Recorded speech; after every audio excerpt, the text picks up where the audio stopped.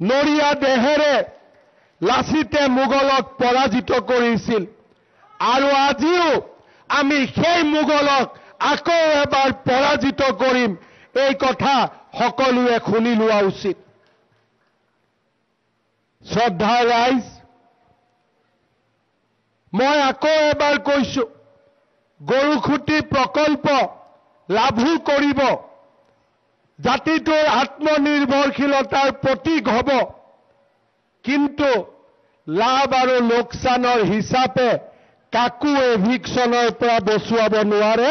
য'ত এভিকশ্যন কৰিব লাগে, য'ত উচ্ছেদ হ'ব লাগে, তাত নিশ্চিতভাৱে উচ্ছেদ হ'ব, যোনে যিমান ষড়যন্ত্ৰ নকৰক কিয়। কেতিয়াবা কেতিয়াবা পদ্ম হাজৰিকা ডাঙৰীয়াই মোক কয় যে গৰুখুটিৰ কথা এনেকে লিখিছে, মই মনটো বেয়া পাইছো।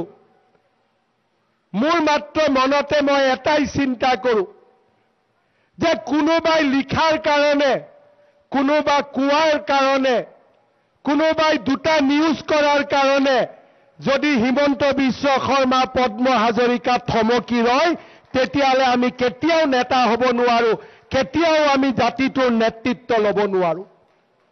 আমাৰ কাম চকুদি নেদেখাকৈ থকা, কাণেদি নুশুনাকৈ থকা, সংকল্প এটাই, অসমীয়া জাতিৰ প্ৰতি টুকুৰা ভূমি আমি বেদখলৰ পৰা উচ্ছেদ কৰিম, জাতিটোক আত্মনিৰ্ভৰ কৰিম আৰু এই জাতিটোক আমি ভাৰতৰ 5খন সৰ্বশ্ৰেষ্ঠ ৰাজ্যৰ ভিতৰত এখন কৰি আমি নিৰ্মাণ কৰিম।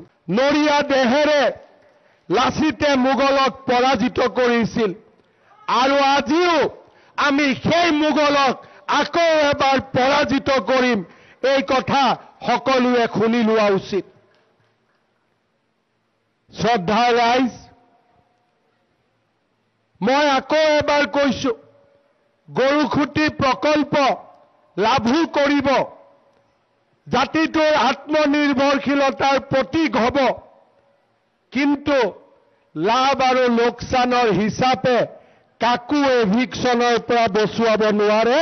য'ত এভিকশ্যন কৰিব লাগে, য'ত উচ্ছেদ হ'ব লাগে, তাত নিশ্চিতভাৱে উচ্ছেদ হ'ব, যোনে যিমান ষড়যন্ত্ৰ নকৰক কিয়। কেতিয়াবা কেতিয়াবা পদ্ম হাজৰিকা ডাঙৰীয়াই মোক কয় যে গৰুখুটিৰ কথা এনেকে লিখিছে, মই মনটো বেয়া পাইছো।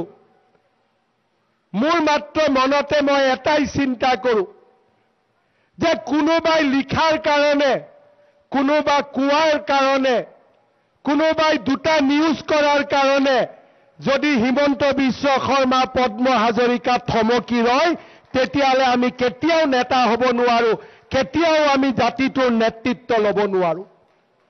আমাৰ কাম চকুদি নেদেখাকৈ থকা, কাণেদি নুশুনাকৈ থকা, সংকল্প এটাই, অসমীয়া জাতিৰ প্ৰতি টুকুৰা ভূমি আমি বেদখলৰ পৰা উচ্ছেদ কৰিম, জাতিটোক আত্মনিৰ্ভৰ কৰিম আৰু এই জাতিটোক আমি ভাৰতৰ 5খন সৰ্বশ্ৰেষ্ঠ ৰাজ্যৰ ভিতৰত এখন কৰি আমি নিৰ্মাণ কৰিম।